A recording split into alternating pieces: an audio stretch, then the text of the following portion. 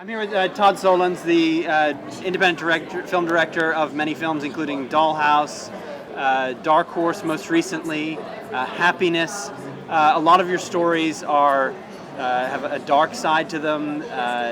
They have an alternate take, people experiencing things in a very unique way. What are the keys to storytelling that have come out from these films, or how do you go about building these stories? Well, a story is something that is always evolving as you make a film. In fact, you have a sense of where you want to go, where you want your characters to go, and what you want the story to achieve.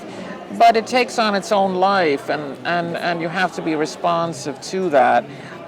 You write the script, and you think you know what it's really about, but I find then that when I'm in production, I'm on set with the actors and locations, and it takes on a slightly different meaning. And of course, once I'm in the cutting room, it's very different from what I had initially set out to do. So when people ask me, did the movie turn out the way you wanted it to? It never does, but if I'm lucky, it turns out better. Do you follow the characters? Do they lead on the story? Are they what shapes it in the end, or is it more an idea that shapes it?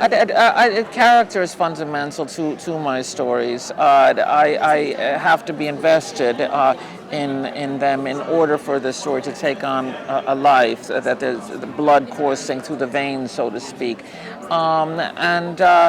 Ideas, I feel, well, they tend to be a little bit more abstract, and they have to, if they're not coming out of something concrete, they really don't have much substance to them. I don't think the audience will get much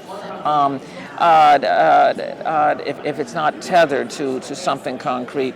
I think that stories have to be emotionally engaging in order for an audience to respond to the story. And if I always feel that whatever ideas you have to not worry so much, because they will come to the surface. Your point of view, your attitude and understanding of the world at large, and all of that will rise to the surface if it is tethered to a story that is believable, with actors playing characters that are recognizable. So character drives the ideas at the end of the day, rather than the other way around. Yeah. And with your scripts, I mean, you have the script complete. Do you improvise on the set? There is sometimes a room for some improvisation. More so on this last one than on others. But it's all within very specific parameters. It's very limited because I write very carefully. What I'm trying to achieve in each scene, and I certainly don't ever have the budget to improvise much beyond it. Talk about risk. You spoke a moment ago about there's no courage without fear. What are some of the bigger risks that you've taken in scripts or in storytelling? Well, I think every time you go out and put yourself out there on the line, there's always a risk there. There's always money at stake. Someone has put money into the film. Even whether it's 10,000, 10 million, or 100 million, it doesn't matter. It's somebody's money. So there's a great deal of stress attached to that risk.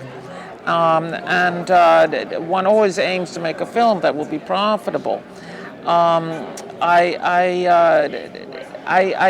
greatest fear, I think my two aims, because it's so stressful for me making films, the actual production. My first is, number one, that I survive it, that I don't have my obituary, Mr. Solondz collapsed the third day of the shoot, and my second aim is not to be embarrassed.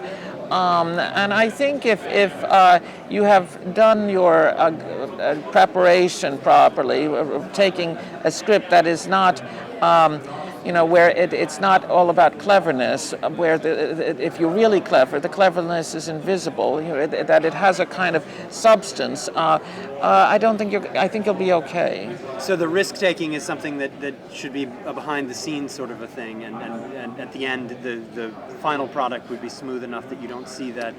Well, you never want to see the work that it took to create whatever you've made. You want to make it look as if it were easy, if it's because you don't want to have more barriers for the audience to connect emotionally. If they're all in awe of the way the camera moved or the way how much the production must have Don't cost. get distracted by the technical Yes, parts. and then that all of that will be a barrier to engaging with the story.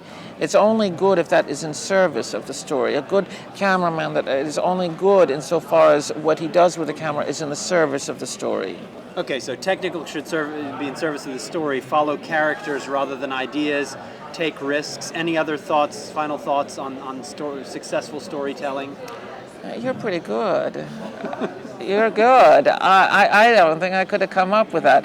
I don't have a list, but that sounds pretty good to me. Okay, great. Thank you very much, Todd.